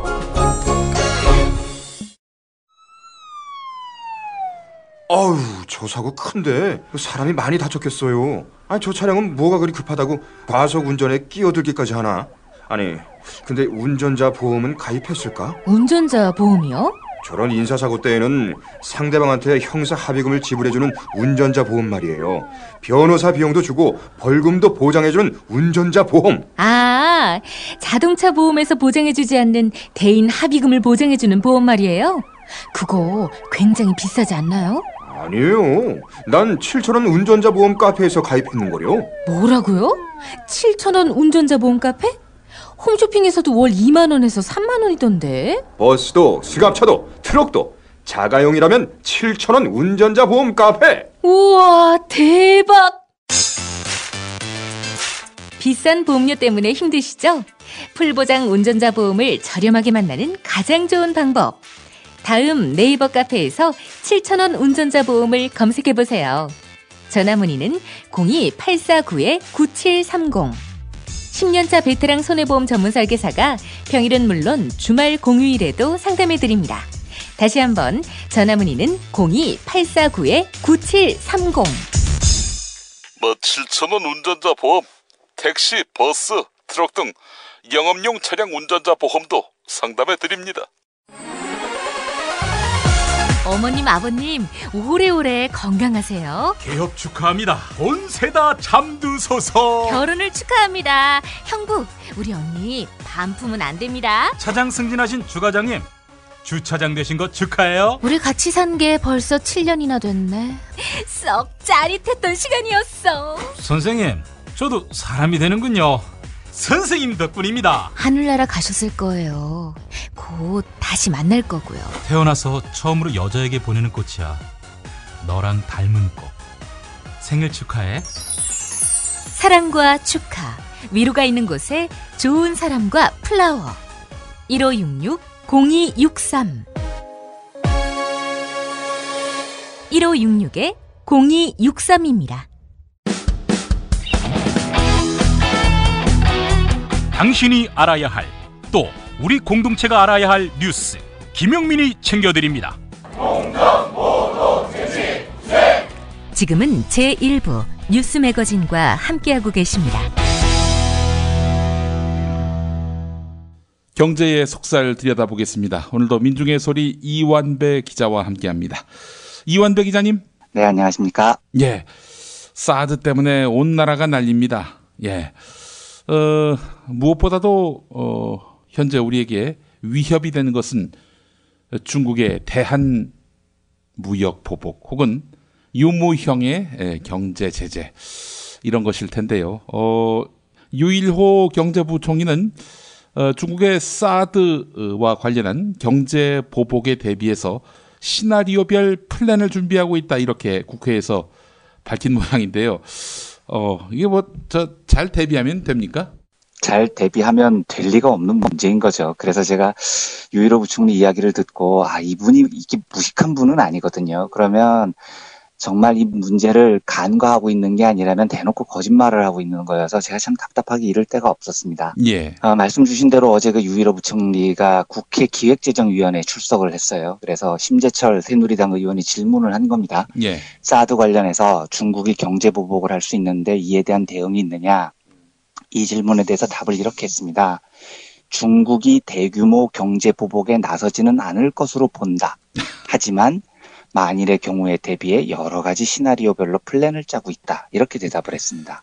이 이야기를 듣는 중국은 세게 보복해야 되겠구나. 이런 마음을 그렇죠. 먹지 않겠습니까? 그러니까요. 근데 더 황당했던 건 그 시나리오별 플랜을 전혀 발표를 하질 않았었어요. 그래서 조 얘기가 지금 이 사드에 대한 경제적 이야기의 전부 다였습니다. 만약에 적에 정말 달하면 한국 정부는 몹시 무식하거나 아니면 몹시 대놓고 거짓말을 하고 있거나 둘 중에 하나인 거죠. 예. 제가 그 과거의 방송을 통해서 이제 사드가 한국에 배치된다는 논의가 있을 때 중국이라는 나라는 매우 비정상적인 무역 보복이 가능한 나라다. 그러니까 중국이 얼마나 똘끼가 넘치는 나라인지 한국이 전혀 고려를 안 하고 있다. 이런 내용을 말씀드린 기억이 나는데요. 예.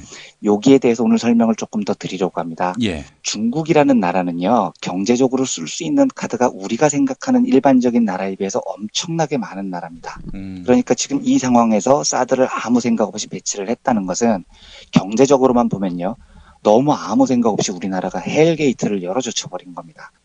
중국이 한국의 제일 중요한 무역 파트너인데 그렇다면 그 나라 특성을 알아야죠. 그런데 지금 정부는 엿도 모르는 상태에서 했거나 알고도 무시했거나 지금 둘 중에 하나인 겁니다.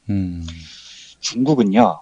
민생, 민의 이런 게 제대로 반영이 되는 나라가 아닙니다. 전형적인 독재 국가예요. 예. 그리고 또 한 가지 감안을 해야 될 것은 중국이라는 나라가 수천 년을 이어오면서 중앙 집권이라는 사상이 굉장히 강한 나라입니다. 그러니까 우리도 그렇지만요. 중국을 중심으로 한 동양 문화권을 보면은요. 개인보다는 집단이 훨씬 더 강한 문화가 있는 나라입니다. 그리고 그 사상의 정점에 중국이라는 나라가 있죠. 충, 효 뭐 이런 사상인 겁니다. 개인보다는 나라를 우선한다 이런 사상이 있는 거죠. 그런데 이 두 가지가 융화가 되면 어떤 결과가 나타나냐면요. 중국 정부가 결정했다. 혹은 중국 정부가 길을 터줬다. 이러면 중국 국민들은 알아서 거기에 복종을 합니다. 그게 서로 개인적으로 손해가 되더라도요. 그게 국가에 대한 충성이라고 생각을 하는 나라입니다. 예. 이러니까 이제 뭐 요즘 보수 언론에서는 한국하고 중국하고 무역할 때 중국도 얻는 게 있으니까 무역 보복을 못할 거다 이런 소리를 하거든요. 예. 정말 모르고 하는 소리입니다. 이게 미국이나 유럽 같으면은요. 예.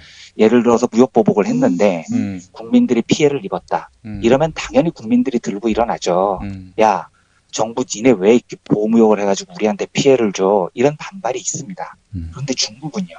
그런 거 없는 나라입니다. 이 나라는요.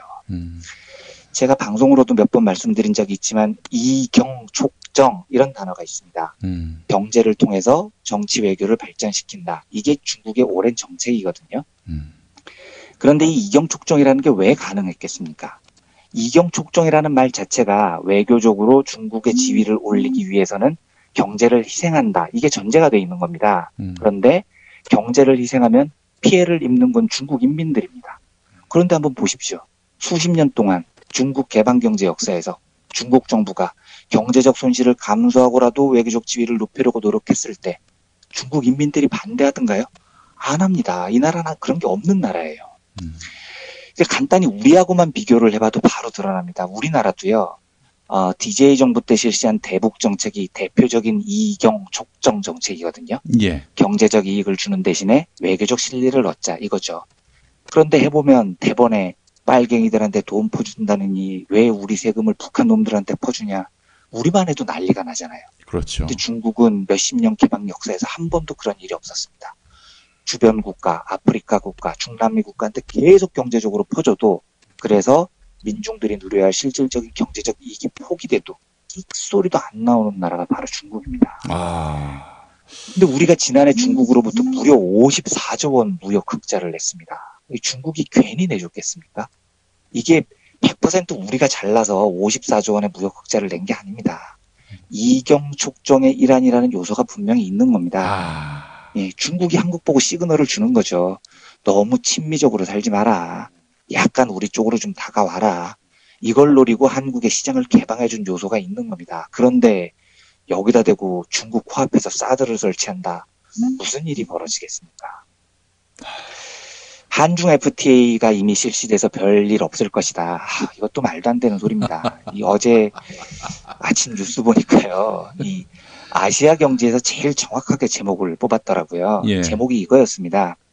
무역 장벽보다 반한 감정 더 걱정, 재계 초비상. 이겁니다. 이게 제일 겁나는 거예요. 뉴스 보니까 어떤 교수님은 중국이 무역 보복하면 우리도 WTO에 제소하면 된다. 이런 헛소리를 하고 있던데요.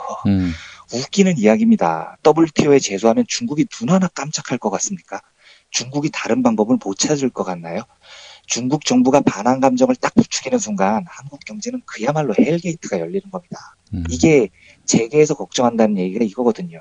장사에 도가 트인 재벌들인데 쟤들도 이게 너무나 걱정이 되는 거죠. 자, 한번 생각을 해보겠습니다.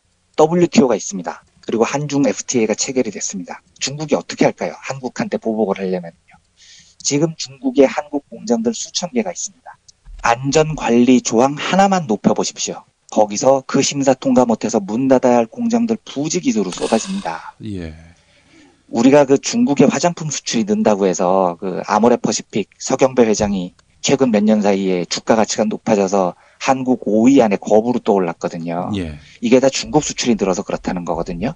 그런데 중국 정부가요. 화장품에 붙이는 라벨 붙이는데 규정 하나만 바꿔도요. 수출 물량 뭉텅뭉텅 줄어듭니다. 이거 WTO에 제소도 못해요. 중국이 우리나라에서 수입하는 상품에 대해서 당연히 품질 검사, 수량 검사, 중량 검사, 포장 상태 검사 이런 거 다 수입상품 검사 제도를 실시하고 있거든요. 규정 하나만 바꿔보십시오. 수출 물량 줄줄이 반품됩니다. 중국 정부가 게다가 언론을 통제하는 나라입니다. 그런 중국 정부가 언론을 통해서 한국에 집중포화 퍼부었다고 생각을 해보십시오. 아무런 제재 조치 안 해도요. 유커들 한국에 안 옵니다. 그게 그 나라에 충성한다고 생각하는 국민들이. 그래서 사실은 저도 말이죠. 이런 의문은 있었어요. 아니 그 관광이야 다 뭐 개인적인 필요와 목적 속에서 가는 거지. 아니 중국 정부가 뭐 중국인 보고 야 저 나라 관광 가지 마. 그런다고 했을 때 과연 안 가겠나 이런 의문을 갖고 있는 분들이 많아요. 아닙니다. 그 나라에 지금 제가 처음에 말씀드렸던 독재 체제와 1번 독재 체제와 2번 중앙 집권에 대한 충성 사상을 생각해 보십시오.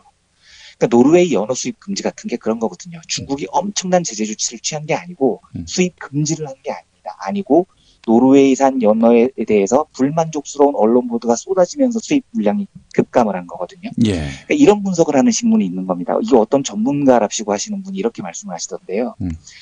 항공사 대부분의 중국 노선이 중국인 방한객보다 내국인의 해외여행객 수요가 중심이다. 그러니까 이게 무슨 말이냐면 중국인 관광객들은 우리나라 항공사보다 중국 국적 항공사들을 더 많이 이용한다는 거예요. 예. 그래서 중국이 한국 관광객 나가는 것을 불만족스럽게 생각을 한다 하더라도 그렇게 하면 우리나라 항공사가 손해를 보는 게 아니라 중국 항공사들이 훨씬 더 큰 타격을 받게 될 거다. 그러므로 결국은 그렇게 하지 않을 거다. 이런 분석을 한 언론이 있더라고요. 예. 냉수 마시고 정신 차리라고 말 전해주고 싶습니다. 중국이 그런 나라가 아닙니다. 우리의 상식으로 해결이 되는 나라가 아니라는 거죠. 저는 그 유일호 부총리가 중국 사드 경제보복 대비 시나리오별 플랜 준비했다 이렇게 얘기를 했는데 뭘 준비했는지 정말 보고 싶습니다. 예, 보나마나 뻔하거든요. 중국이 만약에 비상식적인 무역 보복을 할 경우에 WTO에 제소하는 등 강도 높은 우리의 조치를 고려한다. 뭐 아마 이렇게 발표를 할 겁니다.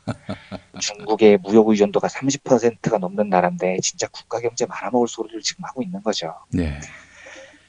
중국이 비정상적이라는 사실을 인정을 해야 됩니다. 그 비정상적인 국가가 하필이면은 우리 경제의 30% 이상을 차지를 합니다. 그러면 우리가 중국을 알고 있다는 전제에서 여러 가지 대책을 강구했어야 됩니다. 그런데 우리는 너무 아무 생각 없이 그냥 칼을 훅 하고 중국 심장에 꽂아버렸습니다. 사드가 한국 경제에 주는 해악은 상상을 초월할 겁니다. 저는 이 정부가 지난주 한 주 동안 각종 민영화부터 시작해서 사드 배치까지 너무 거침없이 헬게이트를 열어젖히는데 정말 놀랍습니다. 파장이 정말 어디로까지 번질지 몰라서 걱정만 앞길이 가리는데 어떤 대책을 내세울 수가 없어서 정말로 답답한 하루하루가 지금 계속 지나가고 있는 그런 상황입니다. 예.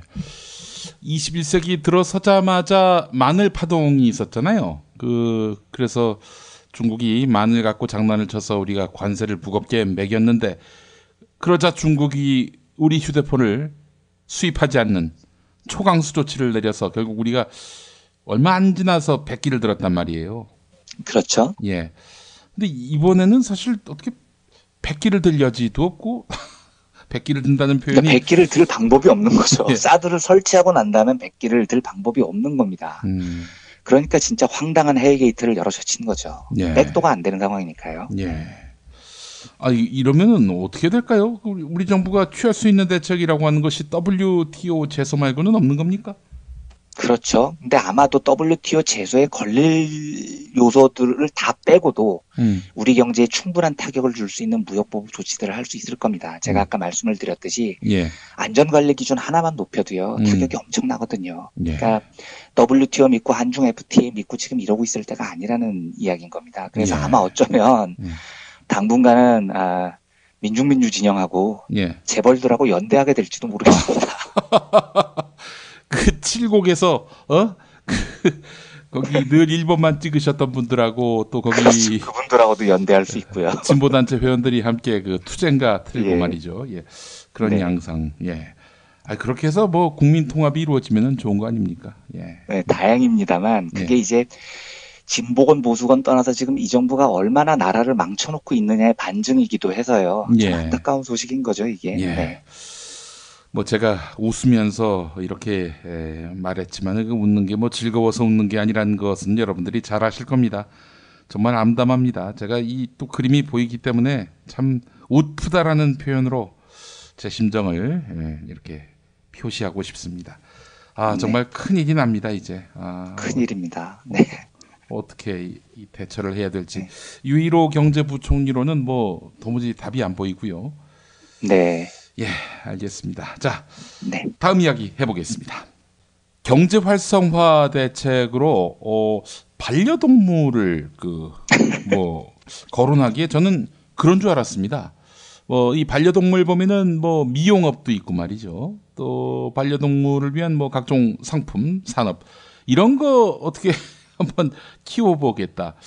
그런 뜻인 줄 알았는데 알고 봤더니 반려동물 판매로 경제를 활성화한다는 거더라고요.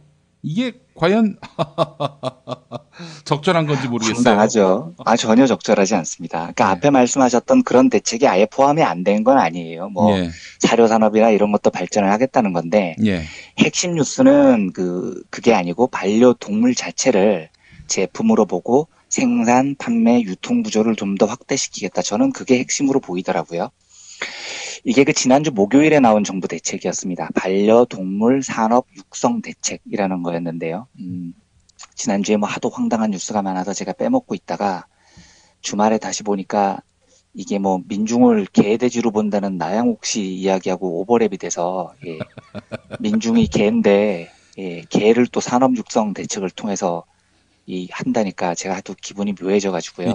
꼼꼼히 들여다보다 황당해서 오늘 다시 소개를 드리게 됐습니다. 우리 이완배 기자님은 반려동물을 키우십니까? 아니요, 안 키웁니다. 굉장히 키우고 싶은데 아직은 한 번도 키워본 적이 없습니다. 아, 그러시구나. 네.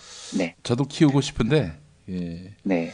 아내가 반대를 해가지고. 근데 사실은 제가 또 제가 고양이를 참 좋아하는데. 네, 저도 고양이 굉장히 좋아합니다. 고양이를 무척 좋아해가지고 고양이 닮은 여자하고 결혼했는데 그 여자가 고양이를 싫어해요. 이게 참 그게 큰 문제입니다. 이건 제가 어떻게 리시브를 해야 되죠?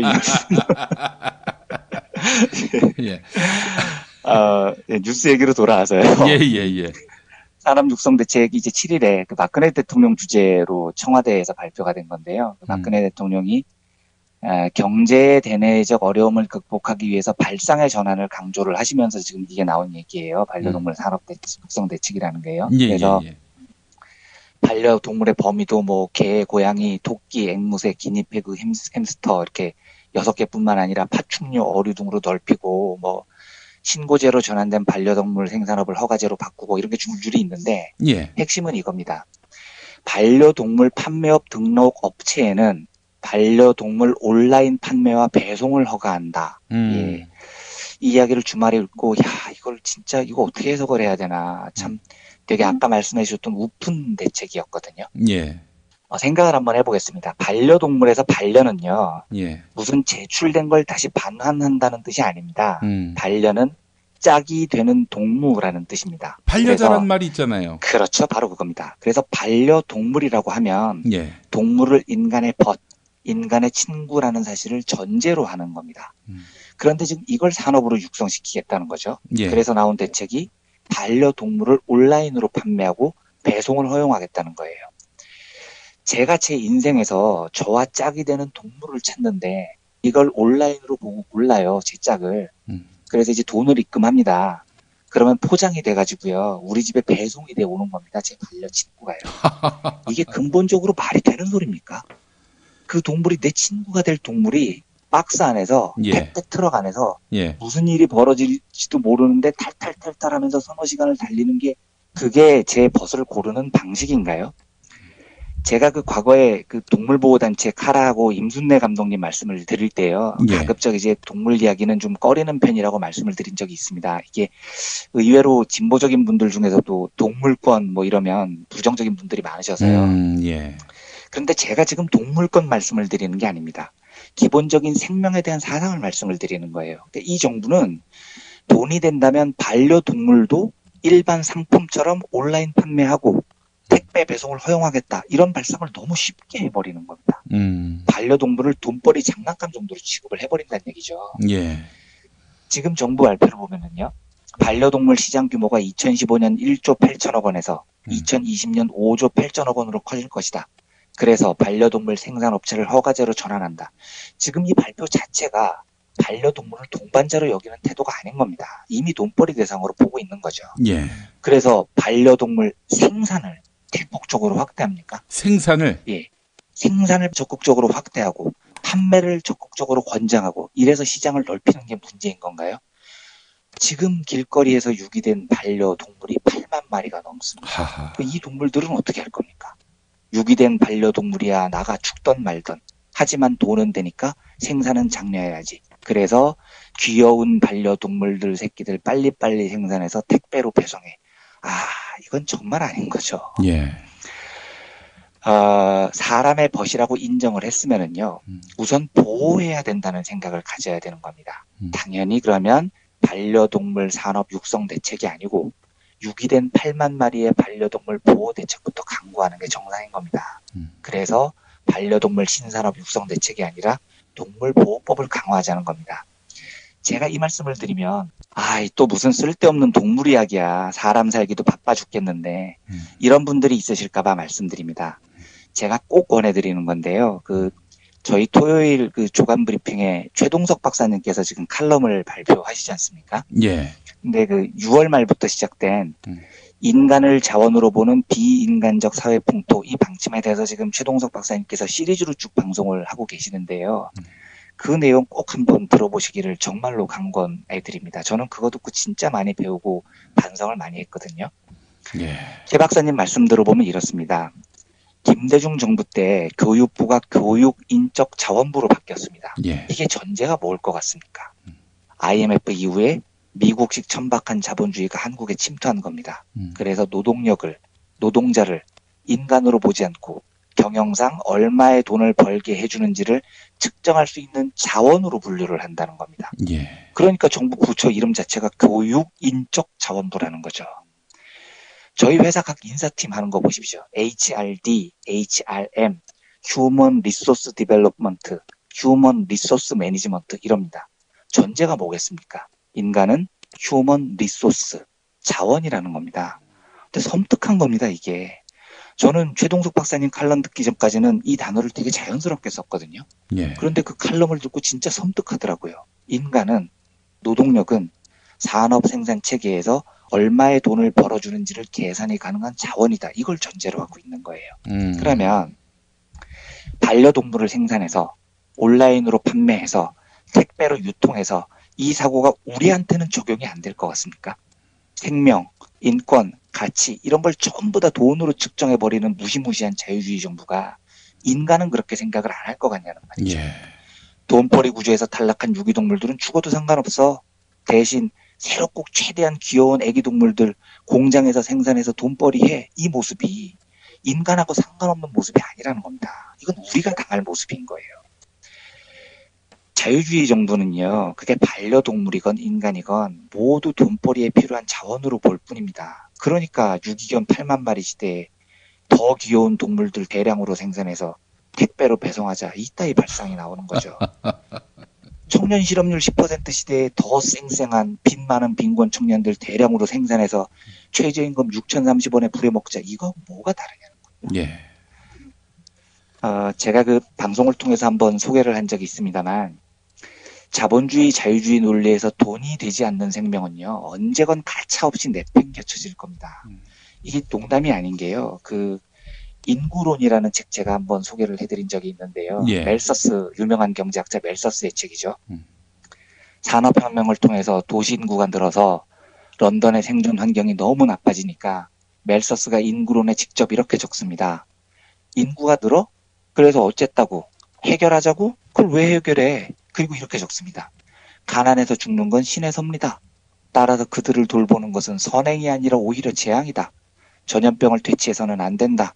병든 사람은 죽게 내버려둬야 한다. 이것이 상류층을 살릴 수 있는 유일한 길이다. 인구가 늘어나는 한 굶어 죽는 것은 피할 수 없다. 굶어 죽지 않는다면 병으로 죽는다. 병이 아니면 전쟁으로 죽는다. 이렇게 죽어야 식량과 인간의 숫자가 맞아떨어진다. 이게 그 잘난 자유주의의 철학인 겁니다.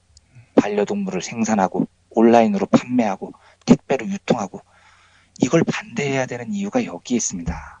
우리가 자본주의에 대해서 말을 해야 됩니다. 인간과 생명에 대해서 이렇게 대하지 말아라. 제발 존중해라. 이렇게 말을 해야 하는 겁니다.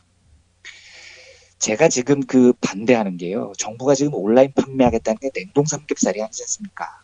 정부가 스스로 반려라고 인정을 한 거지 않습니까? 예. 인간의 벗이라고 인정을 해준 거잖아요. 예. 그러면 생명으로서 존귀함을 인정을 해줘야 되죠. 저는 뭐가 겁나냐면은요, 이 소식 들으면서요. 나중에는 돈이 된다고요. 입양산업 활성화 대책 이런 거 나올까봐 진짜 고민하더라고요. 예. 아니 진짜요. 예. 왜 안 그러겠냐고요, 이 정부가요. 예. 온라인으로 입양할 아기 쉽게 고르세요. 택배로 아기 배송해주겠습니다. 이런 시대가 안 온다고 누가 장담하겠습니까? 저는 정말 자유주의의 천박함이 세상 공포스러웠고요. 돈을 벌 수 있으면 어떤 짓이라도 해도 된다. 이 자유주의 광기가 제발 멈췄으면 좋겠습니다. 제발요. 그래서 이 반려동물 산업대책 육성을 보면서 저희가 이야기를 할 수 있었으면 좋겠습니다. 이 광기가 멈춰지도록 저희가 좀 마음을 모으고 이 광기의 열차를 좀 멈췄으면 좋겠다는 생각이 강하게 들었었습니다. 예. 뭐 이렇게 반려동물도 우성열성을 나누는데 뭐 사람을 상대로도 우성열성 안 나누겠냐 이런 말씀인데. 그러니까요. 뭐 이미 뭐 사람들을 개돼지로 여기고 있는 판에 그렇죠. 그렇지 않습니까? 예. 1%만 우성이고 나머지는 다 개돼지가 그렇죠. 되는 네. 이런 대한민국에 우리가 살고 있습니다. 예. 네.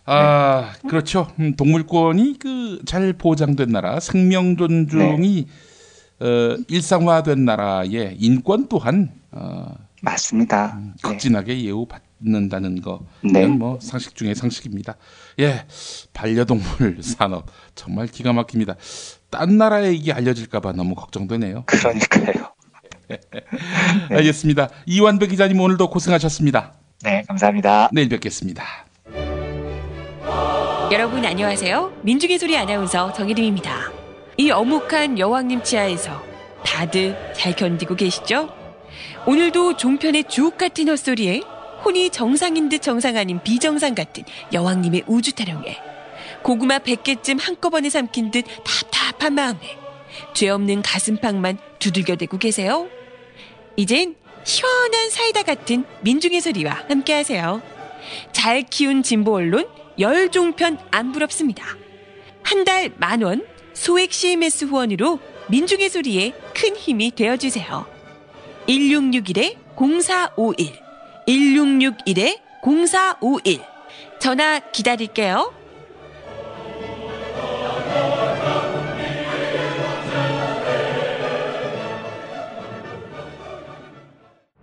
지금처럼 사는 게 싫습니까? 전복을 원하십니까? 그렇다면 와우 전복을 드십시오.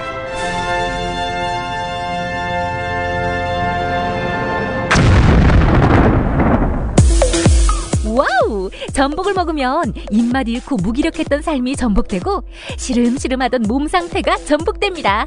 답답하십니까? 전복하세요. 100% 완도에서 잡은 전복 중에 전복. 와우 전복.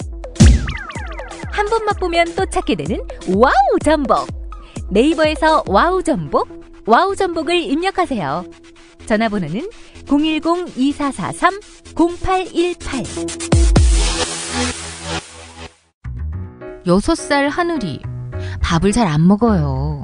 엄마, 나 이거 맛이 없어요. 그만 먹을래요. 엄마의 걱정은 점점 더해가는데요.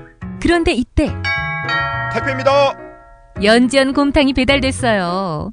직접 도끼로 팬 장작불 위에 한우 사골과 도가니를 가마솥에 한가득 넣고 24시간 끓인 진구. 연지연 곰탕이 하늘이 입에 들어가는 순간 맛있다. 엄마 한 그릇 더 주세요. 하늘이의 밥도둑 연지연 곰탕. 조미료 같은 첨가물이 전혀 들어가지 않아 엄마의 기쁨은 더하답니다. 연지연 곰탕은 강화군에서 김포시 방향으로 강화대교 건너자마자 있습니다. 한우 사골로 정성껏 구워 만든 연지연 곰탕. 한 그릇에 8,000원입니다. 7팩 이상 무료 배송합니다. 주문 전화는 010-7252-1114 010-7252-1114. 제주에서 친구랑 재미있게 놀고 싶은데 문자당에 물어봐. 원룸 구할 때 주의할 점? 문자당에 물어봐. 수술 입원 후에 보험금 받았나 확인은? 문자당에 물어봐. 친환경 유기농 농산물 어디서? 문자당에 물어봐. 집수리 견적, 생활, 보험, 법률도 문자당에 물어봐. 혹시 내 반쪽도? 포털이나 카카오톡, 텔레그램, 페이스북 어디서든 문자당을 검색해보세요. 잠깐! 불법적인 일은 사양합니다. 대한민국 최초, 아니 은하계 최초의 잡놈 평전, 김어준 평전. 무식하지만 의리 만빵의 엄마, 노골적인 인종차별의 격분에 개싸움을 벌인 이탈리아 현지인, 한겨울 침낭 안에서 인류애적인 사랑을 나눈 유럽 여성, 그리고 전대미문의 사기꾼 MB까지 김어준의 학교에는 참 많은 선생님이 있었죠. 자기가 언제 행복한지, 내 욕망이 뭔지, 내가 어떻게 생겨먹었는지 자기하고 대면을 해야 돼요. 그래서 내가 하고 싶은 걸 찾아야 됩니다. 누구의 눈치도 보지 말고 욕망의 주체가 돼서, 그리고 그 일을 그냥 해요. 은하계에 다시 없을 딱 한 사람, 김어준. 김용민이 김어준을 9년간 관찰한 기록, 김어준 평전. 김어준 평전, 인터하우스에서 나왔습니다.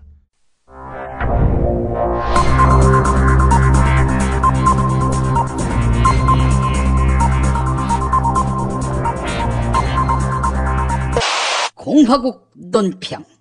사드를 배치하면 일자리 10만 개가 생기고 경제 파급 효과로 10조 원이 창출된다는 터무니없는 논리를 만들어내기 위해 용량 부족, 메모리 부족 상태의 뇌를 돌리고 있는 박근혜 동지께서는 오늘부터 강력하게 반발할 것이 분명한 새로운 사드 후보지 경북 성주군과 경남 양산의 주민들에 대한 강도 높은 국가적 중대 조치를 선제적으로 취하실 계획을 표명하시고 구체적인 공격 방침을 제시하셨다. 경애하는 박근혜 동지의 단호한 결심은 사드는 우리 미래의 먹을거리라는 논리를 만들기도 전에 벌써부터 반발할 자들에 대한 강력한 응징의 의지다. 참외를 많이 팔아먹었으면 이제는 국가를 위해 헌신하고 희생할 때가 됐는데 이를 거역한다? 이 나라의 국민의 도리라고 말할 수가 없다. 아울러 근처 김해에 신공항을 만들려고 하는데 원전이 가깝다는 구실로 반대하려 든다면 이 또한 이 나라 국민의 도리라고 말할 수 없다. 성주, 양산 두 지역 주민은 듣고 있는가? 그럼에도 불구하고 사드는 안 된다며 반발한다면 박동지를 참을 수 없이 모독하고 우롱하고 천추의 한이 될 망동을 저지르는 것으로서 사드에 이어서 5드, 6드도 설치할 수 있는 처절한 대가를 자초하는 악수 중에 최악수가 될 것이다. 앞으로 정부가 무엇을 할 때 반발부터 한다면 이는 박근혜 동지가 잘 되는 것을 바라지 않는, 즉 박근혜 동지가 망하게 되기를 바라는 자들의 망동으로 볼 수밖에 없다. 결국 반미 좌파가 개입해서 순진한 국민을 현혹하고 선동하는 것이라 아니할 수 없다. 그래서 순진한 국민으로 남고 싶다면 성주와 양산의 주민들은 외부 선동 세력에게 닥치고 떠나라고 목청을 높여야 할 것이다. 그럼에도 불구하고 사드라면 무조건 반대하며 반정부 전문 시위 세력이 자주 하는 동지가를 튼다든지 단결투쟁가를 튼다든지 하는 식으로 사드를 무조건 반대한다면 이는 박동지에 대한 체질적인 거부감과 적개심을 노골적으로 드러내는 것으로서 추호도 용납할 수 없는 포악무도한 도발 행위임을 똑똑히 알아야 할 것이다. 국가가 나에게 무엇을 해줄까 그 이전에 나는 국가에게 무엇을 해야 할 것인가 하는 고민이 선행되지 않는 이상 크리에이티브 코리아는 없을 것이다. 성주와 양산의 주민들은 무조건 반대하기 전에 나를 낳아주고 길러준 고마운 이 강토 이 조국을 위해서 무엇을 해야 할 것인가 고민해야 할 것이다. 결심이 섰다면 각하에게 찾아가서 큰 절을 올리고 참회의 눈물을 흘리며 사드를 우리에게 달라라면서 행동해야 할 것이다. 만약 이를 거절할 시에는 박동지의 치솟는 분노와 경천동지할 탄압의 불벼락을 받게 될 것이다.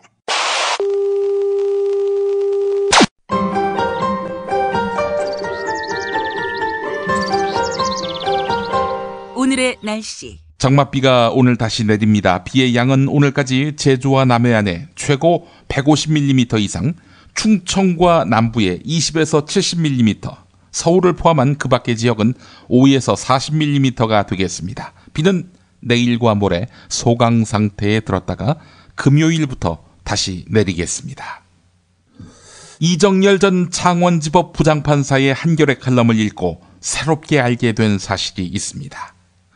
소개하겠습니다. 2013년 1월 4일 1999명의 국민이 모여서 제18대 대통령 선거의 위법함을 주장하는 내용의 대통령 선거 무효 확인해소를 대법원에 제기했다. 공직선거법 제225조는 선거에 관한 소청이나 소송의 경우 법원은 소가 제기된 날로부터 180일 이내에 처리해야 한다. 이렇게 규정하고 있다. 이 소송의 판결 선고 기한은 2013년 7월 3일이었던 셈이다. 대법원은 이른바 법률심이다. 특별한 경우가 아니면 재판을 열지 않고 서면 심리만으로 판결을 선고한다. 다만 선거 무효 소송은 대법원에 바로 제기되기 때문에 재판을 열어서 사실관계 심리를 해야 한다. 그런데 재판부는 2013년 9월 26일을 첫 재판기일로 지정했다. 그런데 피고인 중앙선거관리위원회 위원장 쪽은 그 직전인 9월 17일 재판 연기를 신청했고 재판부는 바로 당일 그 신청을 받아들여서 재판을 연기했다. 그것도 무기한으로. 대법원은 2015년 1월 5일 이 사건은 여러 관련 사건을 통일적이고 모순 없이 처리하기 위해 심층 검토 중이다. 이렇게 밝혔다. 그러고는 여태 재판을 한 번도 열지 않고 있다. 언제 판결이 선고될지 도무지 기약이 없다. 우리 헌법 제65조 1항은 법관이 그 직무집행에 있어서 헌법이나 법률을 위배한 때에는 국회가 탄핵 소추를 의결할 수 있다라고 하고 있다. 대법원의 이러한 공직선거법 위반 행위는 탄핵 사유에 해당한다. 네, 이런 칼럼 내용이었습니다. 왜 판결을 하지 않을까? 아니, 왜 재판을 열지조차 않을까? 이런 의문이 듭니다. 뉴스 매거진 마치겠습니다.